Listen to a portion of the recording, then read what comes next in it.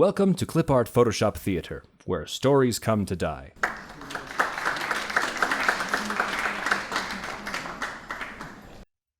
There was once a majestic kingdom.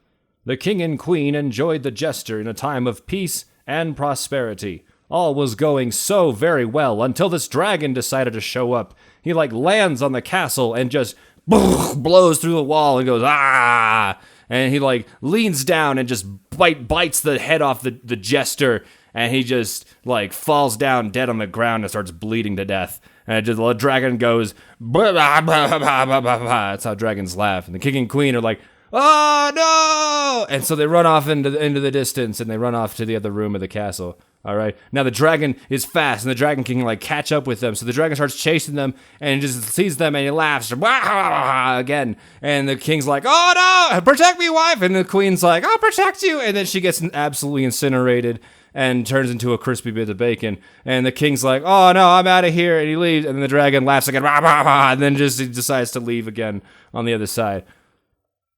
Yeah, she died. She died. Yeah, she died here.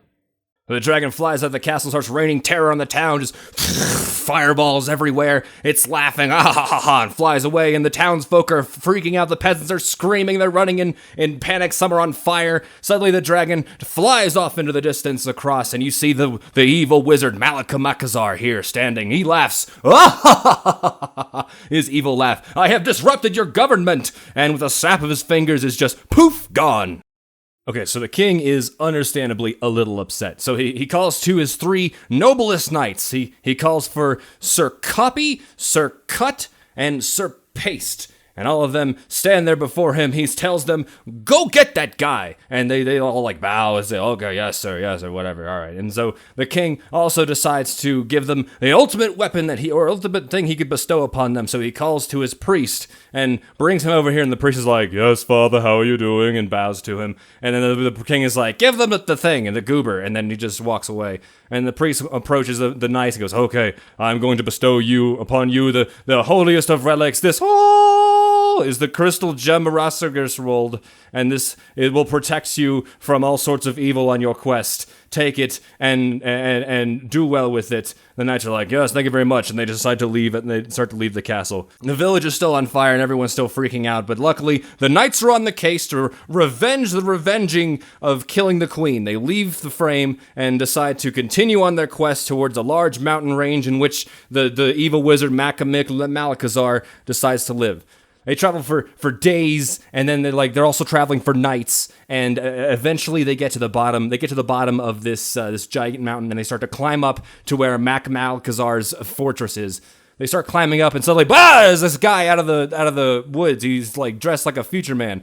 Cut tries to cut something, and with the switch of a sword, cuts his legs off, and he runs back. And then Pace runs up, and then Pace's legs right on his face, and then Benjamin Franklin's because his crotch is in his mouth, and they all cheer, and then they continue moving up the mountain.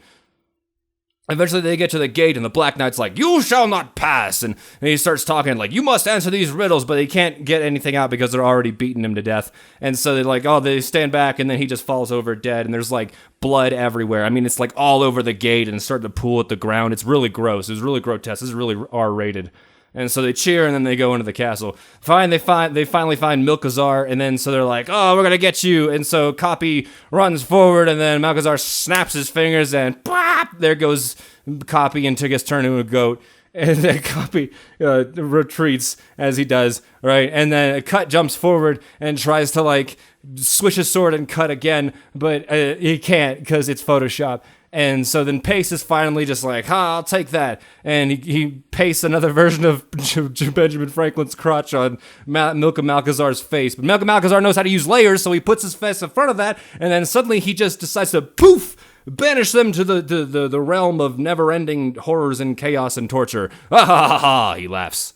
Okay, so now the three knights are banished to the realm of torture and pain and everything like that, okay, right? Suddenly they look to the left, and then they look to the right again, and they hear someone calling for help, and they're like, "Oh, where's that coming from?" So they go try and check it out, and they see a turtle being beaten up by this weird Pac-Man demon. The weird Pac-Man demon's like, "Ah!" and the turtle's like, "Help!" and the goat's like, and bites it, right? And then the demon goes, "Ow," and then decides to leave. And the turtle's like, oh, thank you so much for helping. Because the turtle's upside down, it turns into, a hag or something like that. And the hag's like, oh, thank you for helping me. I know why you're here. I could help you on your quest. Come with me. I'll help you on your way. And so they decide to follow the hag deeper into the plane of torture and pain and agony and fire and everything. So it shows us like 4 smoldering corpses and says, oh, one of these is the princess, or not the princess, the queen that you're looking for. And he's like, pick the right one and you may leave. And all 4 of them kind of look identical, with the same anyway. And so, thinking quickly, Sir Cut throws up the crystal diamond's emerald thingy, and it suddenly just flashes, and then zap, there goes one. And they're like, yeah, it's not that one. And it goes again, it goes zap, and it's not that one. Yeah! And then it goes zap again, and then a third appears. And it's very confusing on a lot of levels. So they decide, you know what, we're going to go with that one. And so they bring it to him, and the hag's like, oh, you did it, yeah, you got the right one. And so she snaps her fingers, and they go back to the regular world, and back to the kingdom. All right, and they get teleported back to the castle, and the queen has been there for so long, and time is different in that area that she's grown a big white bushy beard. And the king sees her, and he's like super happy that she's back, and he's probably even more happy that they're both have matching beards now, and he's very, very excited, as you could probably tell. They go back to what they were doing originally, and they just continue to live happily ever after and listen to their jesters. Everything was good. Until it wasn't. Suddenly, the queen turned into a jester that's been taken over by the evil flames from the plane below. He blows a comet hole into the jester that they just replaced, and he laughs again. Ha ha ha ha! And he runs over to the king and says, "Oh, you're coming with me, your highness!" And he straight up kidnaps the king again and just runs off stage right. He decides to run out of the town, and hearing the commotion, the 3 knights continue to chase him. They chase him farther down fields and everything, off poorly painted fields, and into this really spooky-looking church thing, and they go inside, and then the jester and the king see the priest, and the priest is like, hello, and he shoots this dark energy orb at the priest, and it starts taking over the priest, and the priest is no longer protected from the crystal diamond emerald, and just starts, like, turning evil and everything, and now there's an evil cleric priest. Now, meanwhile, the knights can't get in, and they get frustrated, and they're like, oh, why can't we get in? And just poof! Suddenly, there's Mick Malchazar stands there and says, oh, I know what you're trying to do, and I'm going to help you. You help my mother, and I'm going to do this. Let's zap him.